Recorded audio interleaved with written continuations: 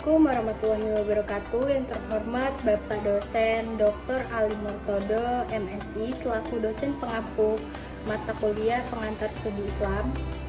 Perkenalkan, nama saya Nurri Paula Triparadiba dari Prodi Bimbingan Konseling Pendidikan Islam dengan NPM 251108050. Pada kesempatan kali ini saya akan menyampaikan materi saya yang berjudul Sumber utama studi Islam hadis.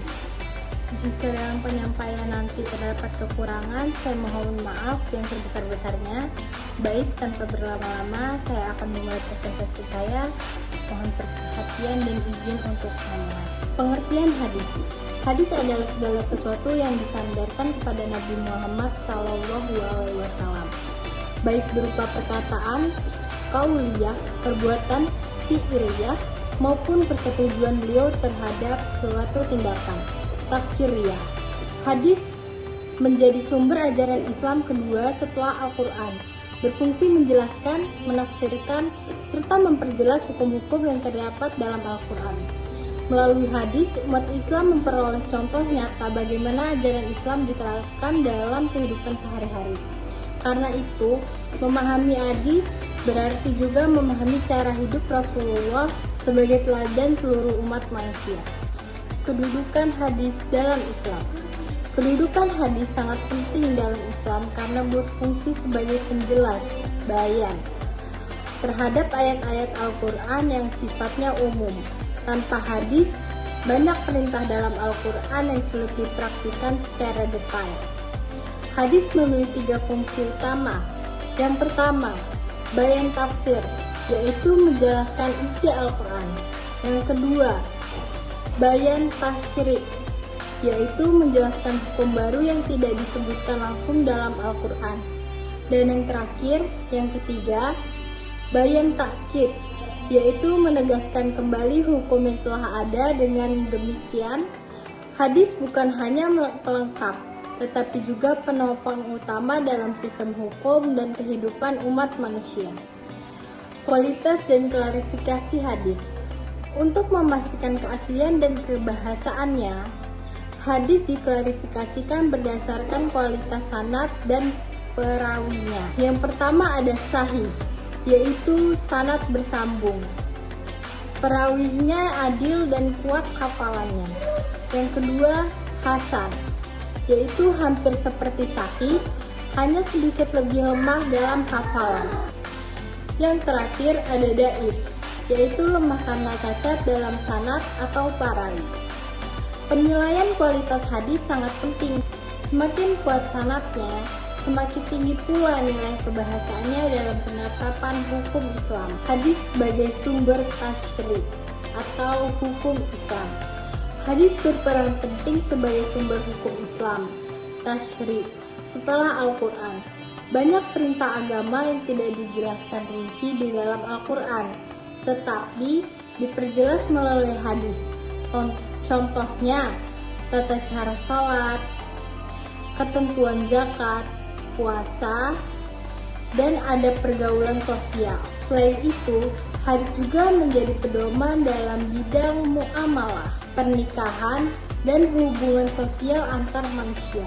Karena itu, para ulama selalu mengkaji hadis dalam menetapkan hukum Islam agar sesuai dengan ajaran Rasulullah SAW. Hadis dalam pendidikan Islam. Hadis bukan hanya sumber hukum, tetapi juga sumber nilai pendidikan dan pembentukan karakter. Rasulullah SAW merupakan pendidik utama yang mengajarkan nilai kejujuran, kesabaran, kasih sayang, dan tanggung jawab melalui keteladanan nyata. Dalam pendidikan modern, guru diharapkan meneladani metode Rasulullah, yaitu dengan memberi contoh, memberikan nasihat penuh kasih, serta berdialog dengan siswa secara bijak. Dengan begitu, nilai-nilai hadis dapat diterapkan dalam kehidupan sekolah dan masyarakat.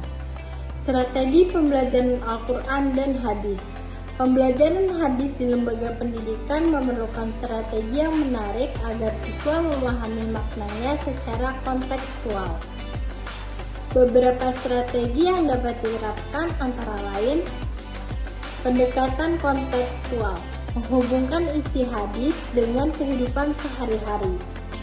Metode integratif mengembangkan hafalan, pemahaman, dan penerapan.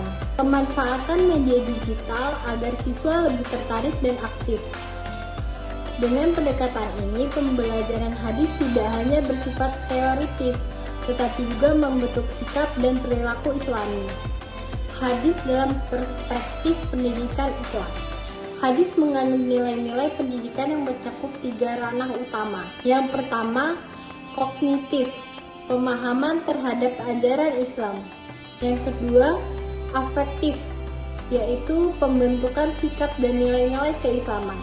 Yang terakhir, psikomotorik, yaitu penerapan ajaran Islam dalam perilaku sehari-hari. Dengan ketiga aspek ini, hadis menjadi sumber pendidikan yang menyeluruh, membentuk insan yang berilmu, berakhlak, dan beramal soleh. Ada pula tantangan dan problematika studi hadis. Dalam era modern, studi hadis mengalami beberapa tantangan yang membuat proses pemahaman hadis tidak sederhana masa klasik. Yang pertama, ada keraguan terhadap keaslian sanad oleh orientalis. Sebagai orientalis meragukan apakah sanad yang ada benar-benar valid dan autentik. Mereka mempertanyakan apakah periwayatan hadis berlangsung sejak masa Nabi atau disusun setelahnya. Bagaimana para ulama memastikan keaslian periwayatan? Keraguan ini sering muncul karena mereka tidak memahami metode ilmiah dalam ilmu hadis, seperti jarh wa ta'dil, kritik sanad, dan takhrij. Tantangan ini membuat umat Islam perlu lebih memahami metode kritik hadis secara ilmiah agar dapat menjawab keraguan tersebut. Yang kedua, ada perlunya memahami kontekstual. Hadis turun dalam situasi dan budaya 14 abad yang lalu.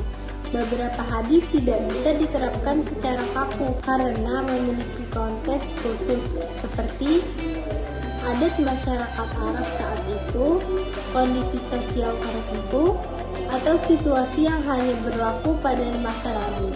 Pemahaman kontekstual membantu kita mengetahui hikmah di balik hadis, sehingga penerapannya tetap sesuai dengan nilai dasar Islam yang fleksibel dan relevan sepanjang zaman.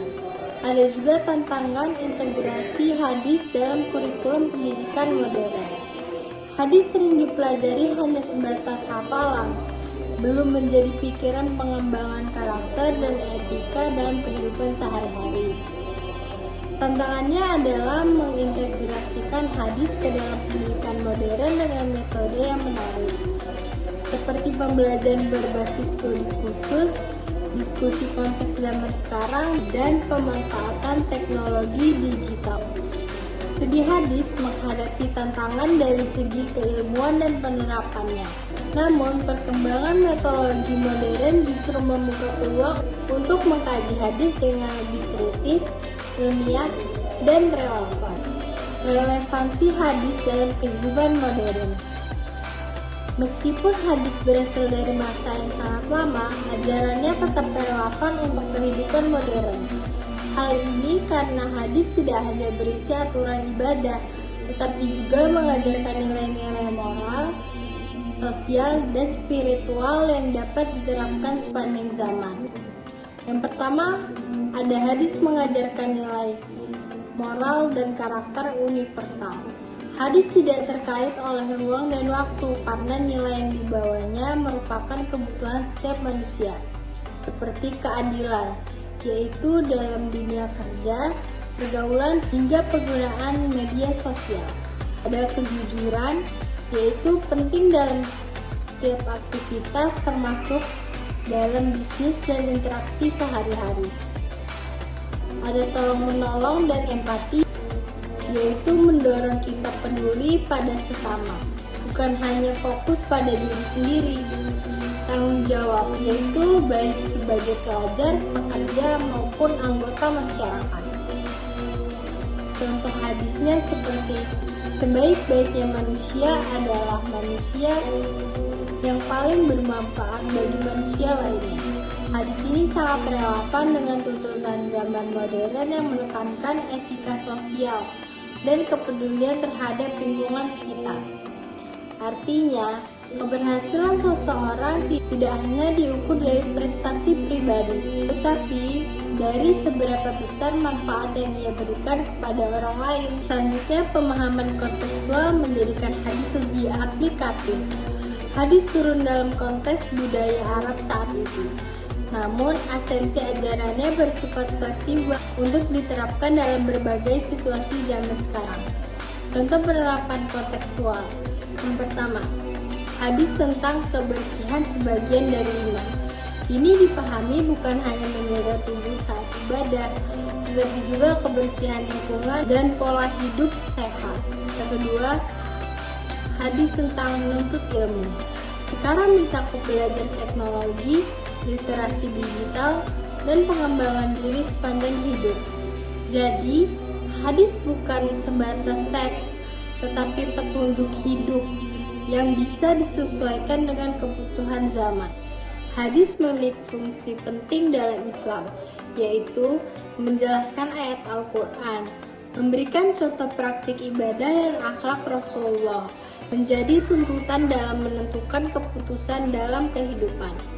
Contohnya, Al-Quran memerintahkan sholat, tetapi tata caranya dijelaskan melalui hadis. Al-Quran memerintahkan berakhlak baik, dan hadis memberi contoh konkretnya.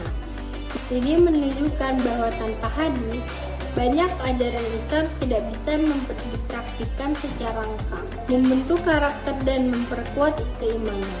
Dengan mempelajari hadis secara mendalam, seseorang akan memahami bagaimana Rasulullah menghadapi masalah. Dengan mempelajari hadis secara mendalam, seseorang akan memahami bagaimana Rasulullah menghadapi masalah, cara beliau berkomunikasi dengan orang lain, sikap beliau dalam menghadapi konflik, tekanan, atau perbedaan pendapat. Hal ini dapat menjadi teladan dalam kehidupan modern yang penuh tantangan dan tekanan sosial. Hadis mengarahkan manusia menjadi pribadi yang beretika, memiliki empati, menghargai waktu, dan bertanggung jawab dalam setiap tindakan. Sebagai penutup, dapat kita simpulkan, meskipun studi hadis menghadapi berbagai tantangan di era modern, seperti keraguan terhadap keaslian sanad, tuntutan pemahaman kontekstual, serta perlunya integrasi dalam dunia pendidikan, namun hadis tetap memiliki posisi penting sebagai sumber ajaran Islam setelah Al-Quran. Hadis tidak hanya berisi aturan ibadah, tetapi juga membawa nilai-nilai moral universal yang relevan sepanjang zaman, seperti kejujuran, tanggung jawab, kepedulian sosial, dan membentuk karakter yang berakhlak mulia. Dengan memahami hadis secara mendalam dan kontekstual, kita tidak hanya mempelajari teksnya, tetapi juga mengamalkan hikmah yang terkandung di dalam kehidupan sehari-hari. Semoga melalui pembahasan ini kita semakin termotivasi untuk mempelajari hadis, mengaplikasikannya dalam kehidupan modern, serta menjadikannya sebagai tuntutan dalam bersikap dan berperilaku. Terima kasih atas perhatiannya teman-teman semua. Saya akhiri. Wassalamualaikum warahmatullahi wabarakatuh.